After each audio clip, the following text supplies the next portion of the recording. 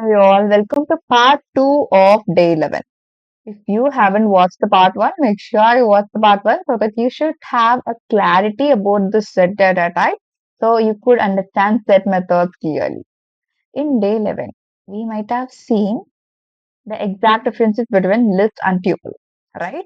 So while watching that video, you might have heard that I'm saying in part 2 you'll see about tuple methods, but I haven't posted that video.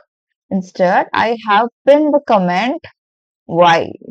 Figure out what might be the reason why I didn't post a part 2. And if you watch that video clearly, you might have found that reason. And some people found the reason. They told the reason is that particular data type, tuple is immutable. That is exactly the reason why I didn't post part 2. So it doesn't have any important methods. I can't add any element. I can't remove any element. So I can't make any changes to my existing tuple. Because of a reason, it is an immutable data type. What immutable means? I cannot make any changes. That is why it didn't have many methods. But still, we have two different methods. What are all them? First method is I can count the number of elements. If I created a tuple, I cannot make any changes, right? But I can do two simple things. I can count the number of elements, or I can count a particular value, how many times it appeared, or what I could do is I could find a particular index of particular specific element. So that is what we could do when it comes to tuple. Let's see how they work first. Tuple methods. In the first method, we have count. So count is generally used for counting a particular element, how many times it occurred. So this is how generally a tuple data type will look like. So inside a variable, t is a variable here, inside which I am creating a list of all values. I open the parenthesis and close the parenthesis. Generally, you will call this as bracket, right? But in Python, technically, we call this as parenthesis. And for representing every set data type, you should use this. I mean, for representing every tuple data type, you should use this parenthesis. So inside a parenthesis, I have some list of all values. If I want to see how many times this particular value 2 occurred, what I would do is I could use this method dot count. Inside this bracket, I'll be using 2. So the output would be the number of times the 2 appeared. How many times it appeared? It appeared 2 times, right? The output would be 2. Next to which we have index. This is used for finding an index of a particular value. Tell me in Python where the index value will get started. It will get started with 0, right? So my 1 is on the 0th index, 2 is on first index, second 2 is on second index, third is on the third index. Here, if I am trying to find the index of 3, where it is on third index. So the output would be 3. This is something that I could do with tuple because it is immutable. Now let's get into this part 2 of day. Set methods. This is generally used for storing unique elements. This data type is used for storing unique elements. What does it mean? It will not allow duplicates. Even if I try to store any duplicates inside a set, it will not rise an error. Instead, it has the capability to remove the duplicates by itself. Let's see how it works.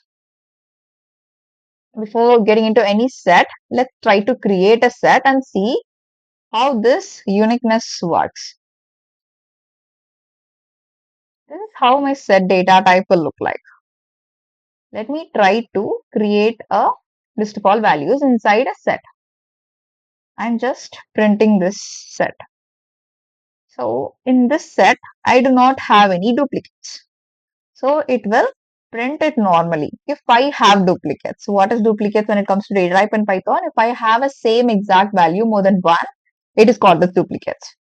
So if I'm trying to have two times, so in set, it is called as a duplicate. I told that set is having the capability to remove the duplicates by itself. So in the output, what we'll see?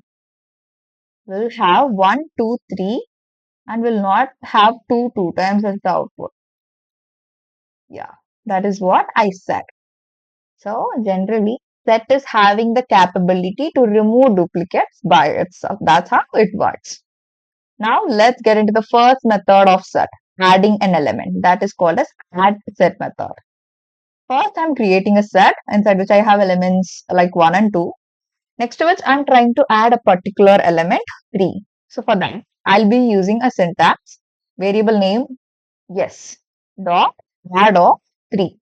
So the final output would be looking like 1, comma 2, comma 3 inside as set.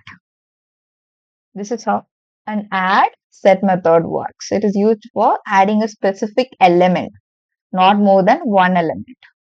Next to which we have clear set method. We have already seen this clear method somewhere, right? Do you remember? In list, we have seen this. That is the same purpose of this set method in set 2, this clear method in set. So what it does on list method, it removed all the elements and it finally returned an empty list. Similar to that, this clear method in set also will remove all the elements from the set and it will finally return an empty set. So this is what we got as an output. Now we do not have any values inside a set. Copy set method. What is the use of it? If I accidentally delete my set in the future, but if changing an element or removing any elements or deleting it might cause any problem. That is very important data type.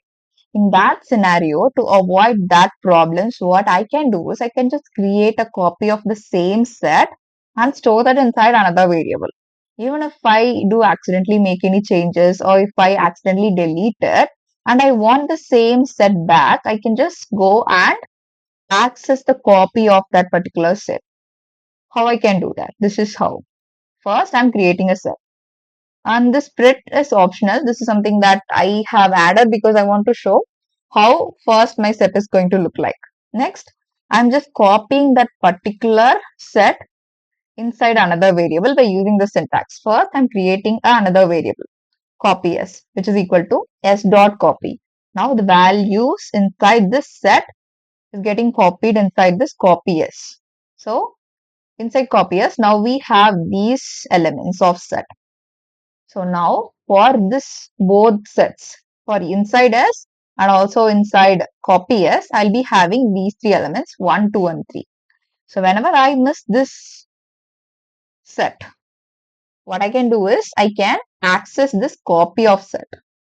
So that problems in future could be avoided.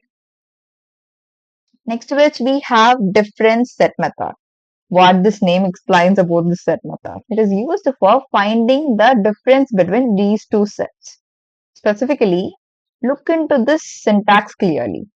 It is used for finding the difference between first and second set, but it will return the output as what particular element in B is not there on A.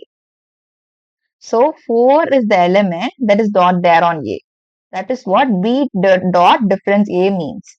If I try to print A dot difference B, the output would be 1 because the element that is there on A but that is not there on B will be printed.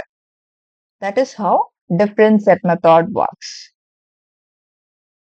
Next, difference update.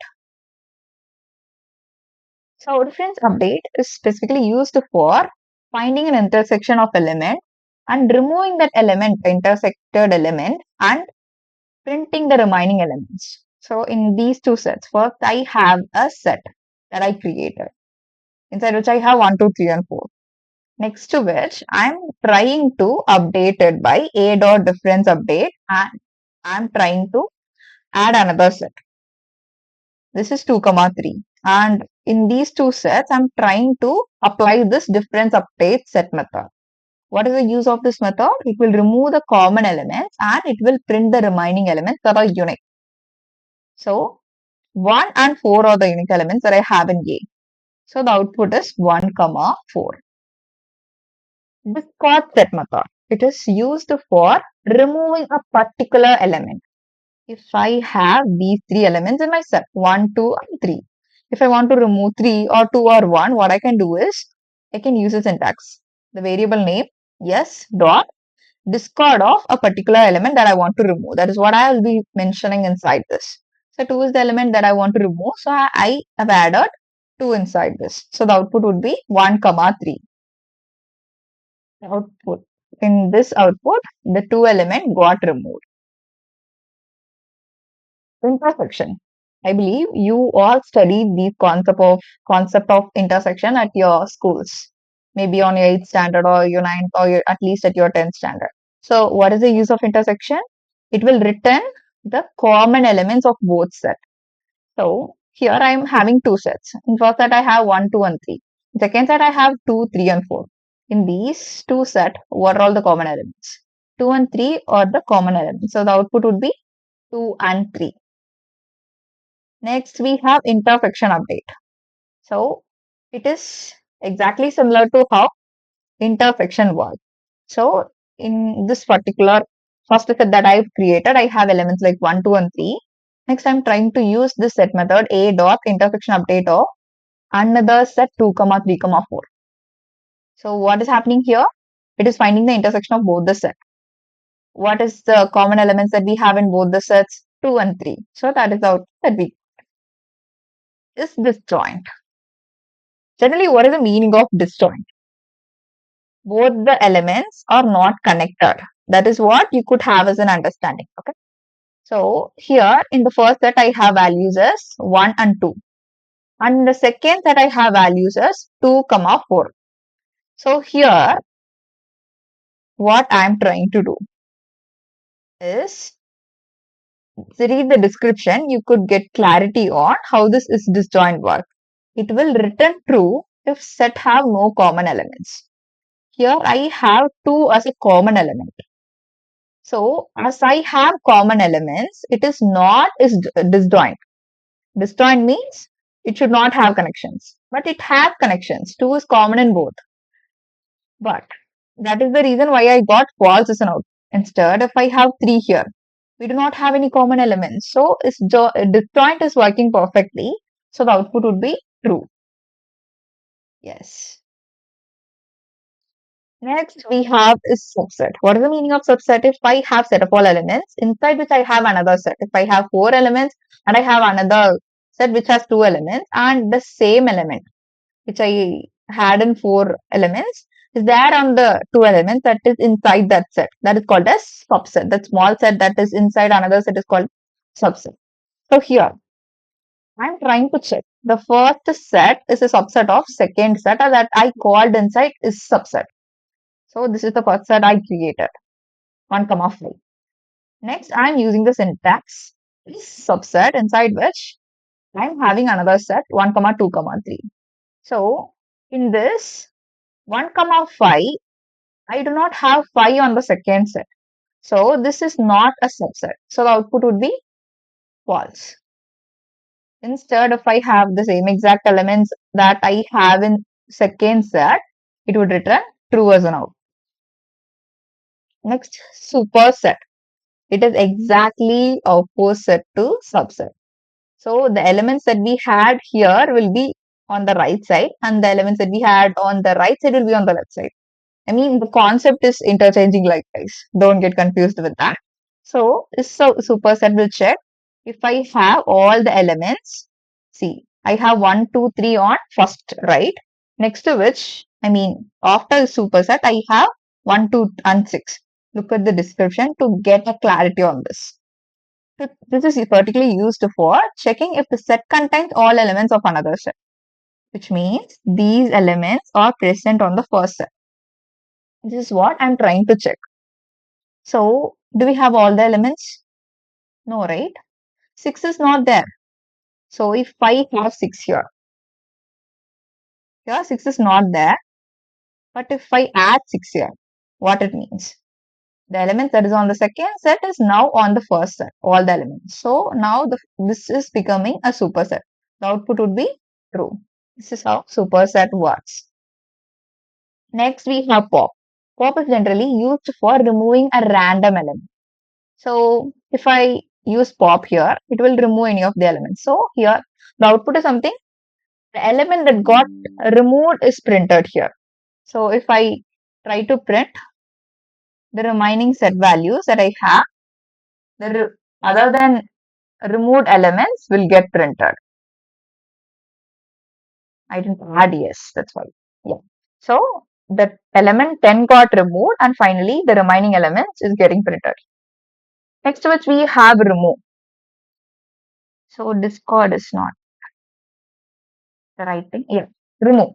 So in this set of all values, I'm trying to remove 2. So remove set method is generally used for removing a particular element. But we have seen a similar method in set, right? We had discord that is also used for removing a particular element too. But what is the difference between discord and remove? If I try to remove an element that is not there on the set, like I'm trying to remove 5, it will raise an error if that particular element is missing. It is raising a key error. But if I use discard instead of remove to remove a particular element that is not there on the set accidentally, it will not raise an error. So when I try to remove an element that is not there, it might happen by accident, right? So accidentally you could do that. So if you do not want to see any error on the output, in that scenario you could use discard. And in some output, if you want to see an error, if I'm trying to remove an element that element is not there on the set, I should see an error. Then in that scenario, you could use remove set method. Next, we have symmetric difference. The use of symmetric difference is just for returning elements that are not common between sets. So look at these both sets. Which elements are not common? 3 is the only element that is common in both the sets. So it will remove the common elements and it will print the unique elements of both the sets. That is the use of symmetric difference. So 1, 2 and 4 in second set is a unique element that we do have in these two sets, right? So that is the output that we got. Next to which we have symmetric difference update. It is almost similar to that. So what is the common element we have in first set and after this symmetric difference dot update? So in the first set we have 1, 2. In the second set we have 2, 3. In this, which are all the common elements? 2 is the common element, right? So it will print the remaining element other than the common element. So 1 and 3 are unique. That is the output. We got it here. So union is a concept that you might have learned about set concepts in your schools, right? So what is the use of it? It will print all the elements along with the intersection. So in these two sets, we do have 1, 2 in first set, 2, 3 in second set. If you have a particular element that is appearing in both the sets. So 2 is an element we do have in both the sets. So if I have a specific element in both the sets, it's called as intersection value. And that particular element, when I try to find a union, it will get printed once. So this particular 2 is getting printed once. But even in set method itself, if we have any duplicates, it would be printed only once because it will not allow duplicates. Even if there is a duplicate, it has the capability to remove the duplicates. And finally, we have update. Update is used for adding another set to an existing set. I have an existing set 1, 2 and I'm trying to add a new set 3, 4. For that, what I have to do is I just call the first variable a dot update, inside which I am calling a new set 3, 4. And finally, I'll be getting 1, 2, 1, 2, 3, 4 as an output. Now, this new set got created by combining both the sets. Let's see this output. I believe you clearly understood how set methods in Python work, and you also got the reason why I didn't post a part 2 for tuple methods. And if you have any doubts, without any hesitation, you can post them in comments. Bye for now.